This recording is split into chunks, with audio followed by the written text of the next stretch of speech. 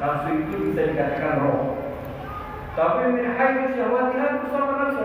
Kalau ditinjau dari segi syahwat, namanya nafsu. Jadi nafsu syahwat itu sama. Wa min haythu tafakkuliha tusama akal. Jika ditinjau dari segi pemikirannya, nafsu itu juga dinamakan akal. Jadi sebenarnya satu kesatuan juga. Nah, di sini kita nggak usah terlalu muluk-muluk ya, karena kita nggak mempelajari definisinya, ini agak rumit. Ini sekedar perkenalan saja. Ya, waktu sampai awsaf mukhtalifah bihasab ikhtilaf ahwalih. Dan ingat, nafsu ini bisa disifati dengan sifat yang bermacam-macam, tergantung keadaan yang berbeda-beda. Nah, apa nafsu itu? Sifat-sifat nafsu? Idza sakana tahtal amar. Jika nafsu itu tenang, tunduk, ya, bisa diatur, bisa disuruh, bisa kita kendalikan, maka namanya nafsu mutmainnah. Ini nafsu yang tertinggi, nafsu mutmainnah. Sebagaimana Allah berfirman, ya ayyatuhan nafsul mutmainnah, hai orang-orang atau jiwa-jiwa yang tenang, nafsu mutmainnah. Nafsu mutmainnah ini dia bisa diatur, bisa dikendalikan, bisa kita suruh, gitu kan? Karena pengen sholat. Jadi nafsu itu sesuai dengan kita punya keinginan. Itu namanya nafsu mutmainnah. Dan selalu mengajak kepada kebaikan, bukan kepada kejelekan, kejelekan.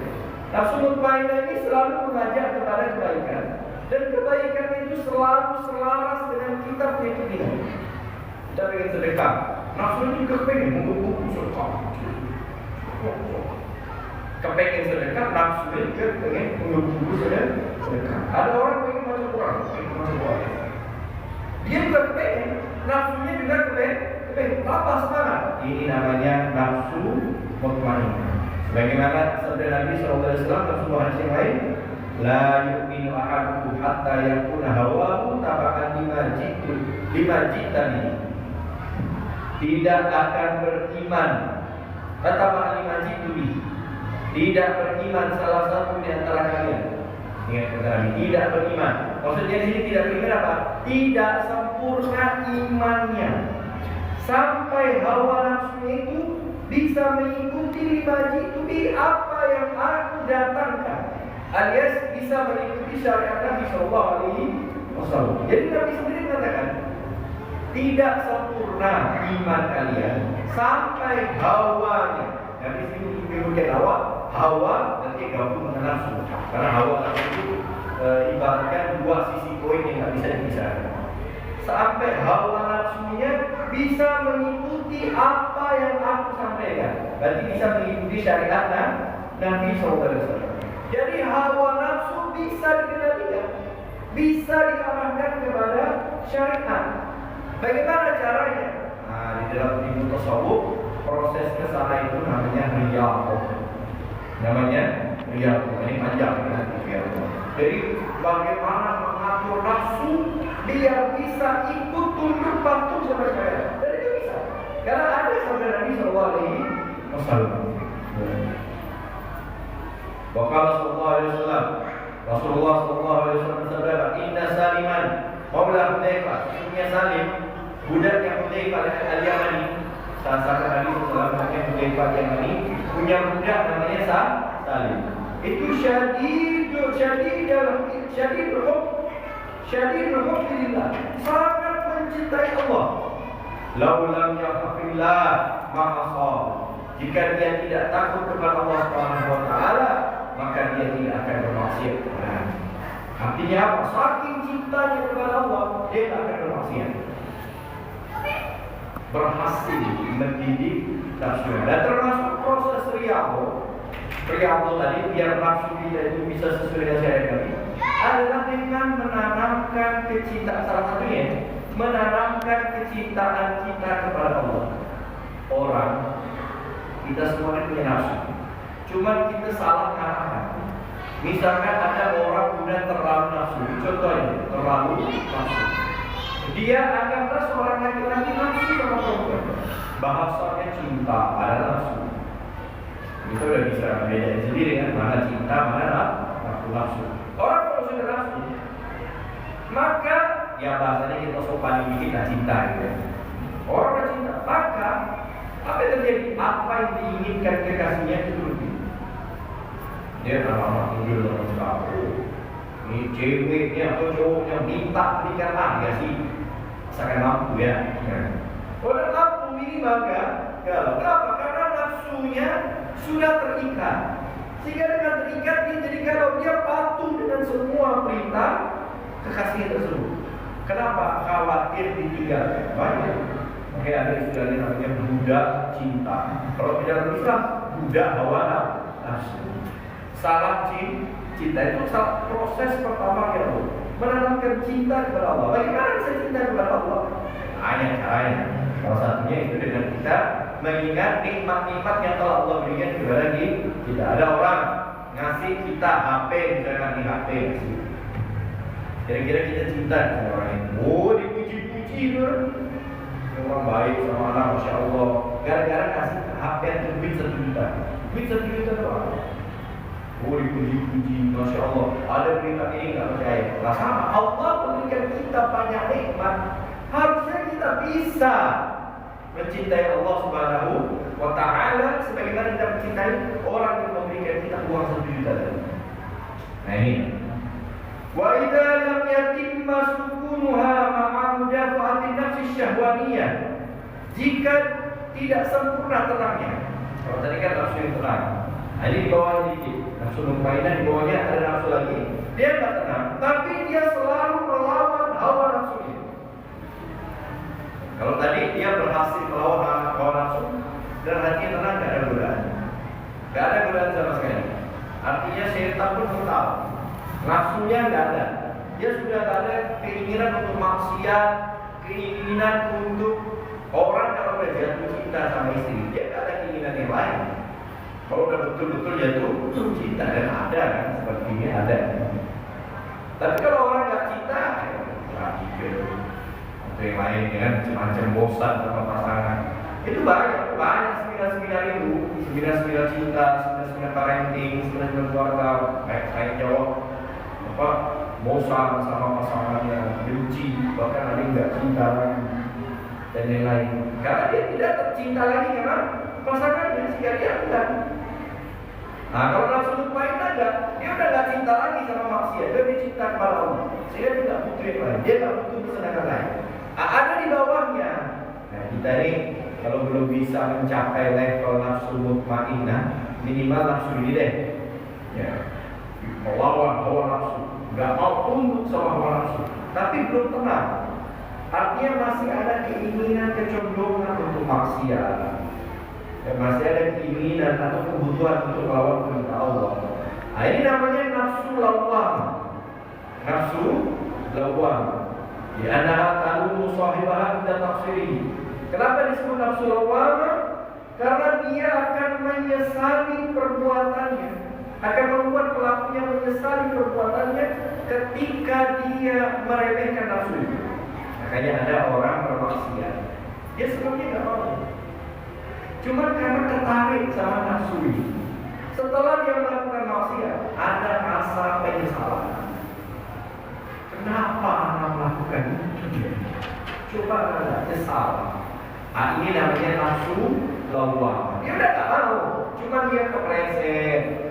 Dia nggak tergoda penyesalan. Biasanya dibarengi dengan penyesalan. Ini namanya nafsu lawwamah. Sebagaimana Allah Taala firman, "Wala uqsimu bin nafsil lawwamah." Aku bersumpah dengan nafsu lawwamah, nafsu yang menyesali dirinya. Nah, cuma nafsu lawwamah ini juga dia statusnya nggak terlalu kuat. Karena sudah sering nyampaikan ke diri kita ini bahwasanya ya maksiat itu bikin nagih. Sudah sering ya namanya. Maksiat itu bikin nagih. Jadi memang orang yang nafsu lawwamah ini kalau dia nggak kuat iman, dia salah melakukan maksiat itu dia besar. Ya kenapa melakukan ini? Tapi kalau dia nggak segera dikuatkan iman dan prinsipnya nggak dikuatkan dalam nafsu ini, dia bisa kalah sama nafsu. Kenapa? Karena nafsu itu bikin nangis. Nafsu itu bikin orang ketagihan. Nah kalau dia kalah sama nafsunya dalam bab ini dia nyesal, tapi kalah ulangi lagi. Kenapa? Ketagihan turun ke bawah, namanya nafsu ammar.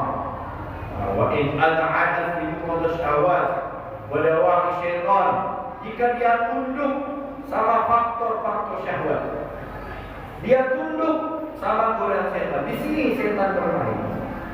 Oh, dia nafsu bahwa nyesal setan membuat yang enak kan baru sekali dua kali, 3 kali, 4 kali. Setan ada yang strategi setan itu, strategi setan juga. Nah, kalau dia, maka dia lebih menuruti hawa nafsu dalam bab ini. Maka sunyat nafas dan nafsu ammar. Maka namanya adalah nafsu ammar. Ammar itu adalah dia ammar. Dia selalu mengajak kepada kejelekan. Sebagaimana Allah Al-Quran, wa ma ubarru nafsi inna nafsa la'ammaratun bisu' illa ma rahima rabbi inna rabbi ghafurur rahim. Dan tidaklah aku membiarkan nafsu, kata Nabi Yusuf di surah Yusuf. Kenapa? Karena inna nafsa la'ammaratun bisu', karena nafsu itu selalu mengajak kepada kejelekan illa ma rahima rabbi, kecuali yang dirahmati oleh Tuhan. Berarti ada nafsu yang tidak mengajak kepada kebaikan. Karena ada ilahnya, ada pengecualian. Jadi nafsu yang selalu mengajak kepada kebaikan namanya adalah nafsu ammar. Jadi tinggal kita lihat diri kita masing-masing. Tidak usah lihat diri orang lain. Tinggal kita lihat diri kita masing-masing. Kira-kira diri kita ini lebih banyak nafsu mana nih? Nafsu mutmainnah, nafsu lawwamah, atau nafsu ammar? Nah ini ketiga nafsu ini. Nah ada lagi model nafsu yang keempat. Nah namanya nafsu musawwal. Ini jarang sampai. Namanya nafsu musawwal.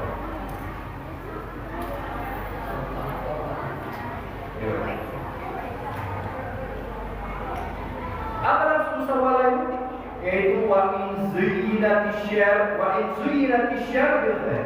Kejelekannya dia hiasi dengan kebaikan. Ini bahasa sederhananya. Walau pasatil batil bil haq, walau bisatil batil bil haq. Kebatilan dihiasi dengan kebenaran. Jadi campur-campur. Kadang bermaksiat, kadang berbuat baik. Dan sebenarnya kita lihat juga seperti itu. Ketika kita berbuat maksiat, langsung barengkan dengan perbuatan yang baik.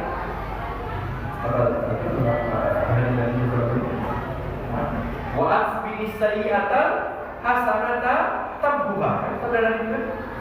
Wa asbi sayyi'atan hasanah, dan segera tutup atau hapus perbuatan jelek dengan perbuatan yang baik. Kenapa tambuha? Karena perbuatan baik itu bisa menghapus kejelekan yang kita lakukan. Memang itu ajaran Nabi SAW. Jadi bukan maksudnya langsung segera kita lakukan perbuatan baik. Ini ulama-ulama salaf yang dahulu, mereka itu kalau melakukan maksiat segera habis itu ada yang sholat sunnah, sholat taubat, ada yang sholat sunnah wudu, macam-macam gitu. Nah, ada juga di antara mereka itu yang bersedekah.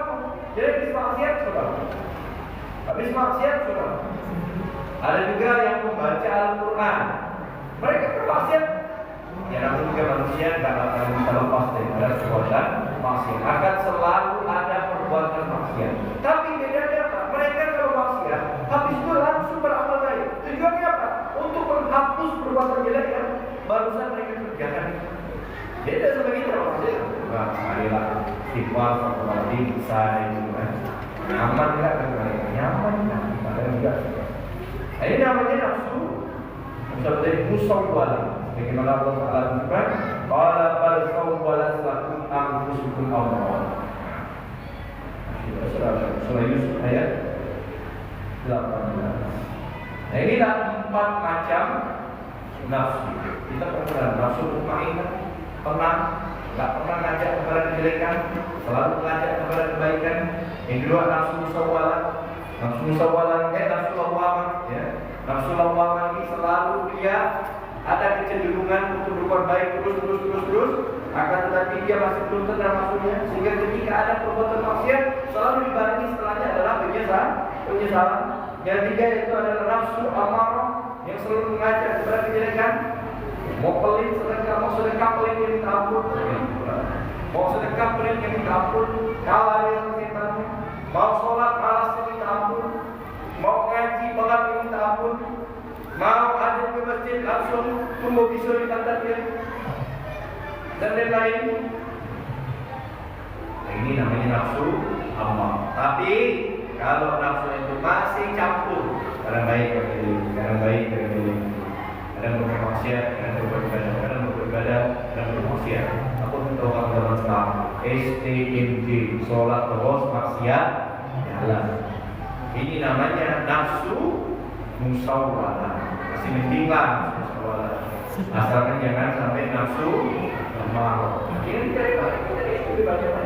lebih banyak baiknya atau lebih banyak maksiatnya, ya kan? Nah, itu sedikit tambahan tentang perkenalan hawa nafsu. Kita lanjutkan kajian kita. Ada yang mau ditanyakan sebelum kita masuk ke nafsu tentang nafsu? Ada Pak Ustaz? Ya, saya. Tapi mohon maaf di konteks ini bagaimana sama dengan ini. Ada apa? Ini Pak Ustaz, kalau pertanyaan saya ini memang agak yang nyarinya sedikit perhatian itu keterbatasannya ada pada saya. Saya mendengar ini Pak Ustaz, di dalam Islam itu seorang budak, bukan budak berjalan ini, budak maksudnya budak itu orang hamba saya. Seorang budak itu yang kan ada laki-laki dan perempuan budak. Ya. Kalau yang perempuan itu katanya dapat digauli oleh majikannya tanpa dinikahi. Ya. Nah, yang saya tanyakan tentu ada pertimbangannya. Bukan alasan kalau Al-Quran ataupun hadis Nabi itu memang dasarnya. Jadi pertimbangan dibolehkannya itu, yang itu yang pertama. Nah, kalaupun itu dia alasannya sebab bahwa dia tidak berkuasa atas dirinya, kekuasaan itu kan diberi langsung oleh Tuhan pada saat dia lahir. Artinya itu hak asasi namanya.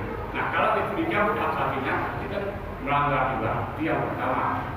Yang kedua, budak ini ada juga budak laki-laki. Nah, budak laki-laki ini juga punya majikan juga laki-laki. Majikan ini punya istri. Nah, apa bisa sebaliknya? Budak laki-laki ini dipakai atau digaul oleh istri si majikannya. Kalau ini tidak bisa, berarti itu tidak ada pertimbangan namanya. Dan mencabut hak orang semena-mena. Mohon penjelasan Bapak. Begini Pak, hukum budak ini bukan dari Islam. Perbudakan itu jauh sebelum Islam ada, sudah ada budak. Dari zaman Fir'aun budak. Akhirnya di zaman Fir'aun dan Israel itu disebut bangsa budak. Dari zaman Fir'aunnya Musa, Bani Israel itu disebut bangsa budak. Berarti sistem perbudakan dari dulu sudah ada. Jadi sebenarnya hukum budak yang Bapak sampaikan itu awalnya bukan dari Islam. Islam itu tidak pernah setuju dengan budak. Yang kedua, seperti yang saya sampaikan, Islam itu datang membawa masalah. Termasuk masalah Islam datang adalah ingin menghapus perbudakan. Dari dulu Islam itu pengen menghapus perbudakan. Islam itu tidak setuju dengan perbudakan. Apa contohnya? Islam pengen menghapus sistem perbudakan. Satu, banyak dosa-dosa. Dosa itu kan ada yang punya kafarotnya, punya tebusan. Dan tebusannya itu yang pertama apa? Membebaskan budak, seperti zihar menuduh istri dia dengan mahram. Itu kena kafarotnya baru membebaskan budak. Lalu berhubungan suami istri di siang hari bulan Ramadan. Kena kafarotnya apa? Membebaskan budak. Sumpah palsu kena kafarotnya apa? Membebaskan budak. Seorang suami mengatakan, aku dah tak halal lagi, aku tak mau berhubungan dengan kamu. Kena kafarotnya apa? Membebaskan budak. Membunuh orang secara tidak sengaja, kalau sengaja nyawa berarti apa? Membebaskan budak. Jadi banyak dalam hukum kita yang kafarotnya itu pertama itu membebaskan budak dulu. Kenapa? Karena dari awal Islam itu sudah kepengen menghapus sistem perbudakan. Cuma karena ini sudah mencampur dari zaman Fir'aun, sulit untuk langsung tuh sulit. Nah, di tahun 1900 ke belakang lah baru sistem perbudakan itu sudah dihapus di atas muka bumi ini. Tapi sebelum itu dihapus, Islam sudah berupaya untuk menghapus sistem perbudakan. Dan termasuk cara Islam untuk menghapus sistem perbudakan. Jadi awalnya di luar Islam, budak itu dianggap seperti harta. Jadi budak itu harta. Konsekuensi kita lapar, ya nanti nama istri kita jadi budak. Dan itu dijadikan harta dan mereka tak terhormat karena seperti harta.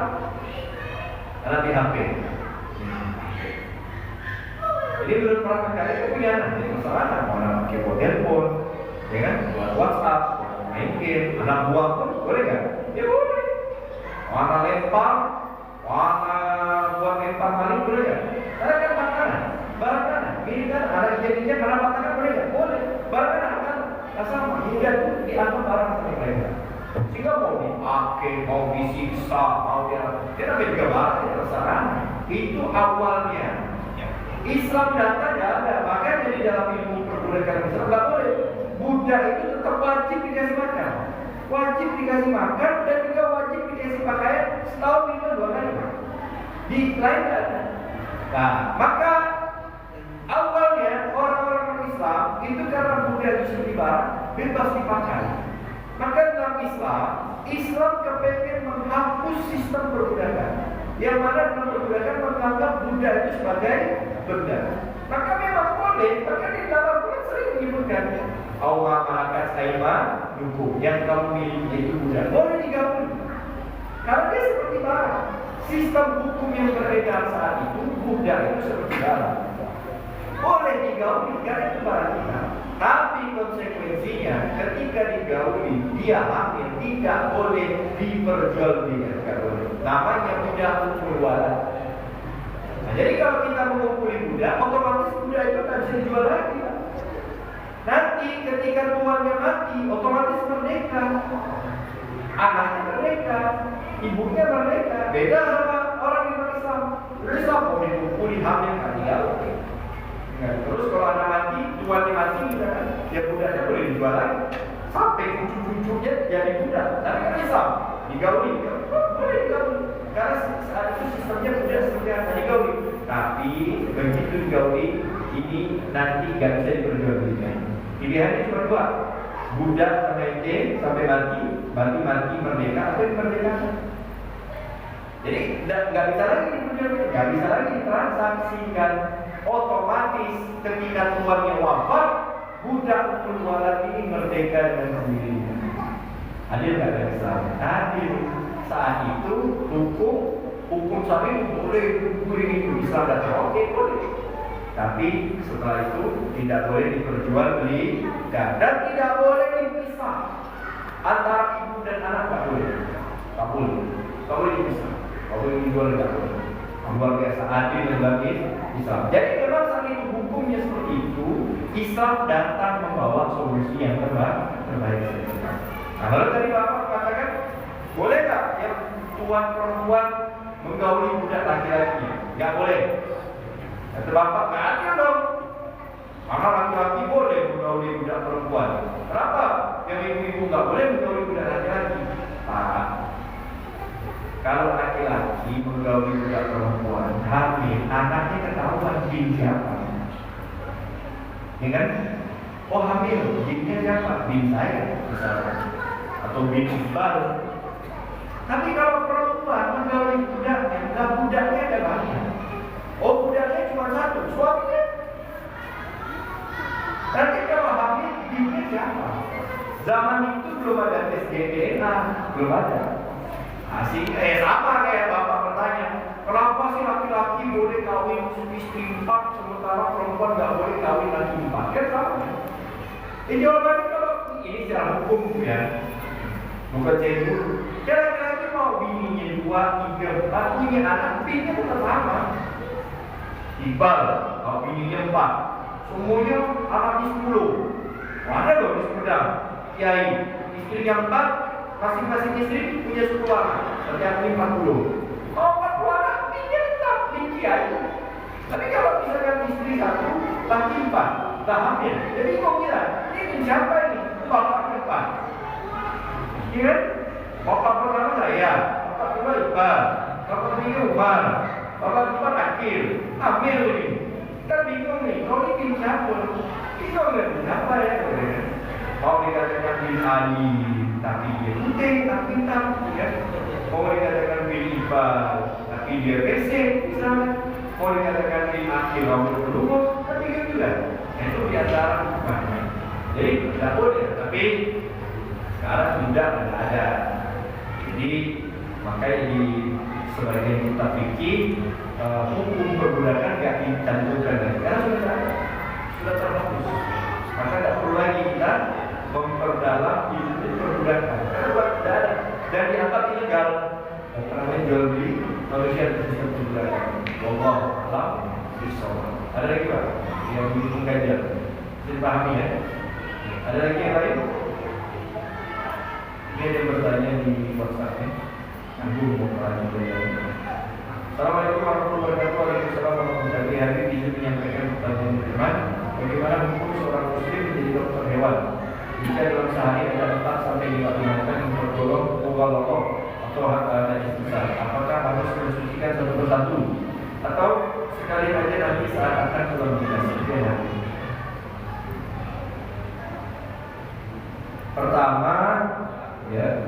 Pertama, Islam itu indah dan termasuk keindahan Islam itu rahmat kepada hewan.